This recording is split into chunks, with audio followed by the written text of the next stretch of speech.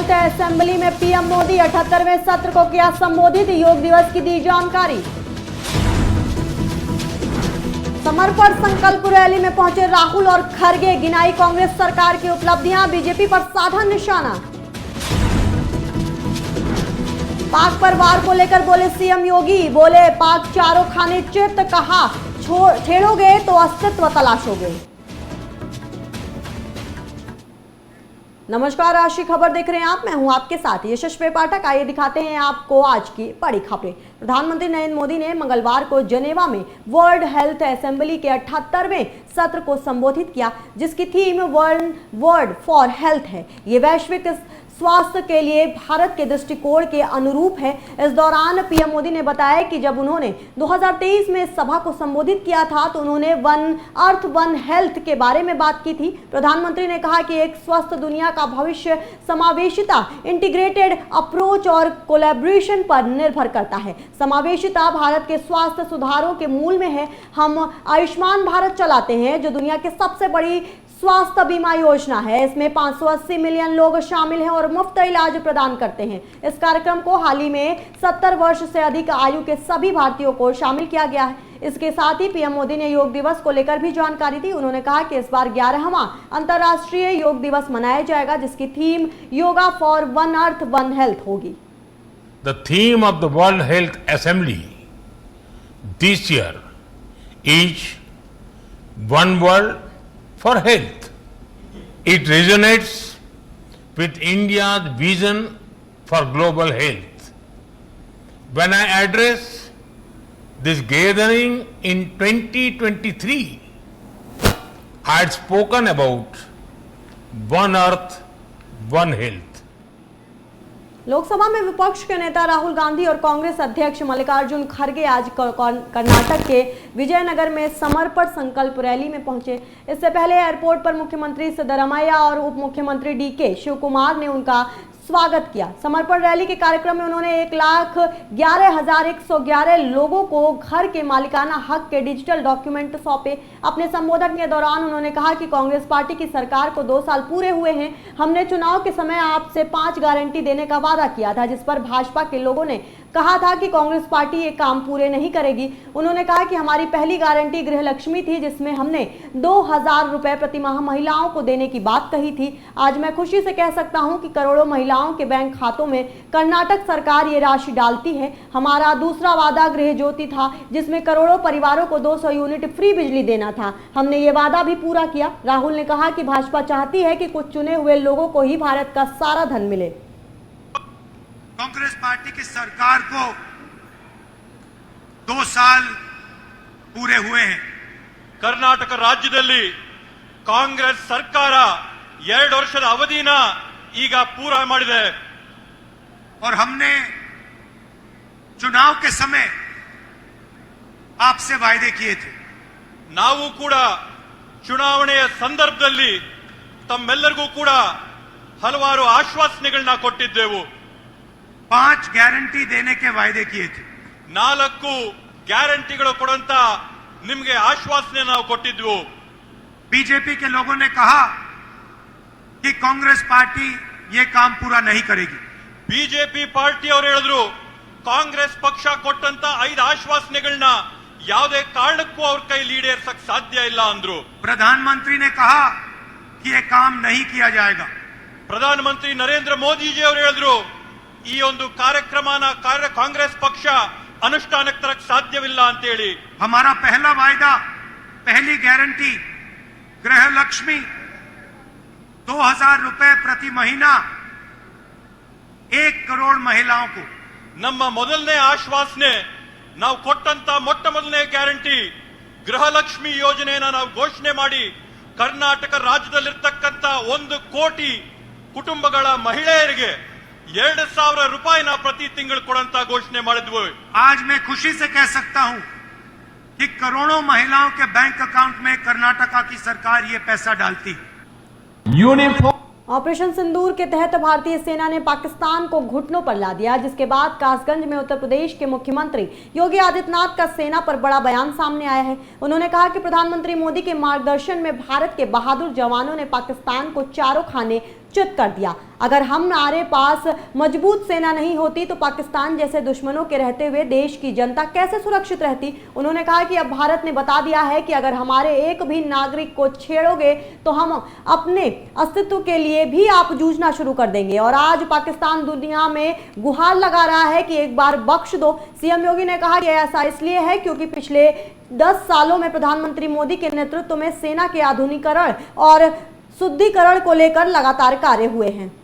Uniform की क्या कीमत होती है और उसका क्या महत्व होता है, आपने अभी ऑपरेशन सिंदूर के माध्यम से पाकिस्तान की कमर को तोड़ने वाले भारत माता के बहादुर जवानों के शौर्य के माध्यम से देखा होगा।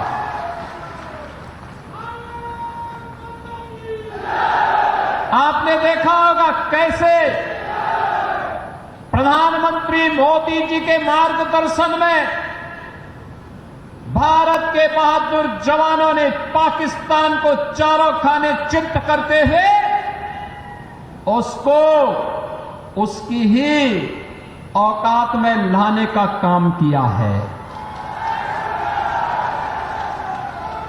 अगर हमारे पास मजबूत सेना नहीं होती, भारत माता के पास बहादुर जवान नहीं होते, तो पाकिस्तान जैसे दुश्मनों के रहते हुए देश की जनता कैसे सुरक्षित रहती, कैसे सुरक्षित रहती। अब तो भारत ने बता दिया है कि अगर हमारे एक नागरिक को भी छेड़ोगे तो अपने अस्तित्व के लिए जूझोगे, अपने अस्तित्व के लिए जूझोगे। और आज पाकिस्तान दुनिया के अंदर गुहार लगा रहा है कि जान बकस दो एक बार। बहनों और भाइयों, ये इसलिए क्योंकि पिछले 10 वर्ष में प्रधानमंत्री मोदी जी के नेतृत्व में सेना के आधुनिकीकरण को लेकर के,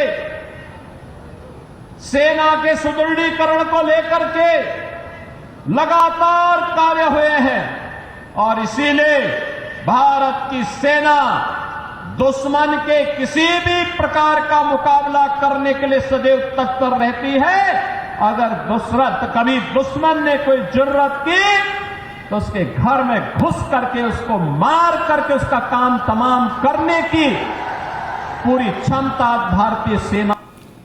केंद्र सरकार ने इंटेलिजेंस ब्यूरो आईबी के निदेशक तपन कुमार डेका को 1 साल का सेवा विस्तार प्रदान किया है। प्रधानमंत्री नरेंद्र मोदी की अध्यक्षता वाली मंत्रिमंडलीय नियुक्ति समिति ने उनके सेवा विस्तार को मंजूरी दी है, जिसके बाद वो अब डेका 30 जून 2026 तक इस पद पर बने रहेंगे। आगामी 30 जून को उनका कार्यकाल पूरा होने वाला था। ये लगातार दूसरी बार है जब डेका को उनकी उत्कृष्ट कार्यशैली और देश की आंतरिक सुरक्षा में योगदान के चलते 1 साल का सेवा विस्तार दिया गया है। उनका नेतृत्व केंद्र सरकार के लिए भरोसेमंद और प्रभावी साबित हुआ है। बता दें कि तपन कुमार डेका 1988 बैच के हिमाचल प्रदेश कैडर के आईपीएस अधिकारी हैं। उन्हें पहली बार जून 2022 में 2 साल के लिए आईबी निदेशक नियुक्त किया गया था। डेका ने अपने करियर का अधिकांश समय इंटेलिजेंस ब्यूरो में ही बिताया है। उन्होंने आतंकवाद और उग्रवाद से संबंधित कई अहम मामलों को संभाला है। खासतौर पर जम्मू कश्मीर में आतंकवाद और टारगेट किलिंग से जुड़े मामलों में उनकी भूमिका निर्णायक रही। फिलहाल 1 साल के लिए उनका कार्यकाल अब बढ़ा दिया गया है।